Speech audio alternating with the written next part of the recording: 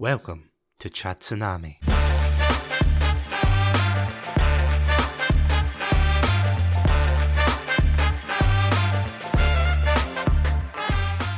Welcome to another episode of Chatsu Shorts. In this episode, my friend Craigy C from the Beer and Chill podcast will be giving his 5 top tips to upcoming DMs. Without any further ado, hope you enjoy.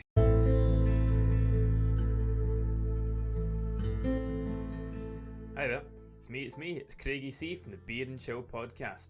Today, I'm going to be talking about things that I learned playing Dungeons & Dragons as the Dungeon Master. So I've been lucky enough to complete an entire campaign from start to finish with my team. It took across 4 years. Probably the biggest takeaway I took from that 4 years is no matter what you write, no matter how amazing your writing is, you will never explain your entire story correctly to your players. I see a lot of memes and it's like an iceberg, there's stuff that's over the top of the water, and that's the things that your players actually see under the waters, or the lore, everything you write. And I think one thing to get across to other DMs and other people is just that's okay. It's actually really good, because if you're that good a writer, go write a book. The whole point of Dungeons & Dragons is it's collaborative, and part of that is that you will never be able to explain that, and your players are going to fill in the gaps. That kind of brings me on to my second big lesson I learned, which is your players are going to fill in the gaps, and your players are going to fill in the gaps wrong. So what I mean by that is you might go to a new town, you've got this really great idea for an NPC where they're the mayor of the town, for example, and they're hyper competent, and when you go to deliver the mayor's opening speech, you flub it,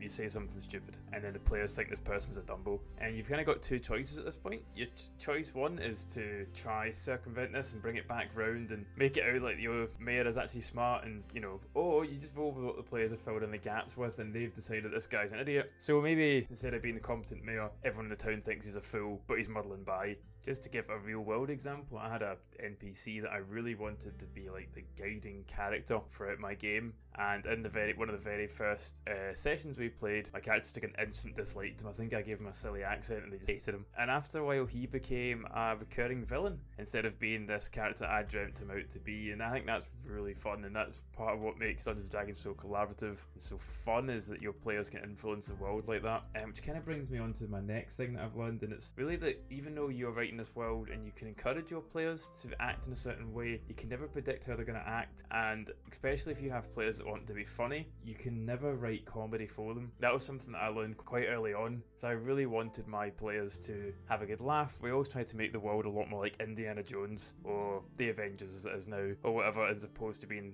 super realistic Dungeons & Dragons. I think that's the same with a lot of groups. And I think as a dungeon master, you have to take a step back and let your players be absurd in this world that can be sometimes quite serious. One thing that I've certainly noticed is when you, as a dungeon master, you are the the authority in the game. If you start involving yourself too much in a joke, it can actually kill the joke off. To give another example from one of my games, Chatsu himself started with another player, started doing a thing where they were reviewing interior decorating of the dungeons that we were going into. And so as a dungeon master, I had two choices. One of them was I could go in and I could start making fun of how he notices all the interior decorating, start making intentionally gaudy interior decorating, or start making it they're going to a fashionista's house. But that would have killed the joke, because the joke is kind of the subversion of the expectations, so to speak. So what you do as a dungeon master is you can mention furniture offhand, you can mention this offhand, and this joke can live on, but it never grows arms and legs, and as a DM you don't kill it off.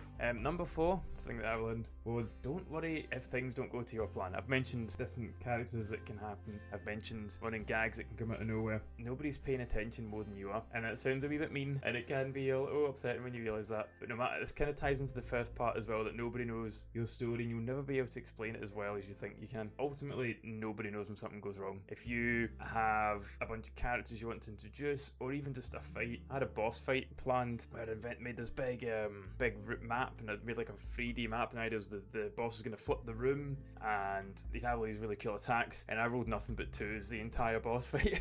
I don't think the boss got a single attack in, and I just improvised around that. I had it, that was the Mook boss before the next one came out, and I had like a wizard fight them instead, and they actually talk about the end of that session far more than that boss fight. At the end of that session, I had to confront the big bad, and he escaped. That's what they talk about. That's the things they remember, those moments. And that really ties into my final thing I want to talk about. Your players are never going to remember your story as well as you are. They're going to focus on the wrong wrong things, as I mentioned. You know, they're going to want to make fun of things, they're going to have comedy, and as I mentioned, things are going to go wrong. Where does that leave you? It leaves you with the fact that the players aren't going to remember too much. What they're going to remember is specific moments about their character. I think what's important as Dungeon Master is to give them the space to do that, and give them moments to shine. 2 examples. So talking about giving them space, one thing I regret doing in my game is I never gave them enough time just to interact with each other, just interact with the world, you know, campfires or cities, and just let them walk around. I always wanted to give them story, I wanted to give them gameplay,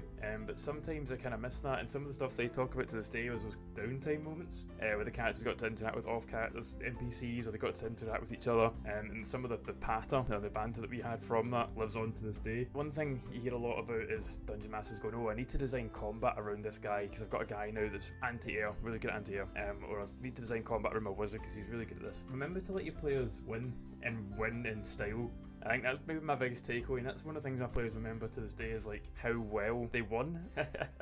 To give you another example of that, one of my friends joined us late, and he played a warlock that was able to engulf rooms in darkness, and he told me this up front. And one of the very first sessions I did, I was planning to have them fight these cultists, and I was going to use the cultists that had night vision, and I can't remember if that works against magical darkness or whatever, but either way I decided to change it to normal humans because I knew he was going to do this, and I knew it was going to be so cool, and I knew that was going to make his character become a bit of a legend in the team, and people are going to really sit back and go, whoa, this guy's amazing. And sometimes it's really important to do that. Your characters level up, your players level up, and they learn new spells, and the players are going, oh wow, it's amazing that I can use polymorph now, or I can use divine smite, or I can use whatever. And it's like, let your players do that, because that's the things they really, really want. You know, don't give it to them all the time, don't give them everything for free, but let them have those moments, those character moments, because they're the things that they remember. One thing I tried to do, I used to name all the sessions that we play on Facebook, we arrange it over events, and I had for each character I had such and such's big day. So Chatsu's character was called Blimbro, so he had one quite early on called Blimbro's big day, and I tried to like arrange a little one just to give them a bit of backstory. They knew it was coming, and also give them a little bit of an individual reward as well. There's one thing I think about finding loot in a dungeon, which is cool, and it's but like giving a player a specific piece of loot from their backstory, I think was what really engaged a lot of players and made them want to tell me more about their characters. So after Blimbro, he was the first one that I think I gave that to because his backstory was so good. Other people started submitting more information, started telling me more, started giving me more, and you know, that really brought the players out of the shell a bit for those characters. So yeah, that was the 5 things that I learned. The 5th one kind of ties everything together. So yeah, just to reiterate that, your players are going to remember their character more than anything else, and they should be rewarded for that because it's what they're here for. But yeah, I hope you enjoyed that. That was just something I picked up, something I gave out. If you liked hearing my voice, go check us out at Beard and Chill. And if you want to play Dungeons and Dragons, hit me up because you know, I'm always up for that. Cool, thank you, and take care. Bye bye. Thank you for listening to this episode of Chatsu Shorts. If you want to hear more of Craigy C's work, then you can hear him over on the Beer and Chill podcast. That's anchor.fm/Beer and Chill. As always, stay safe, stay awesome, and most importantly, stay hydrated.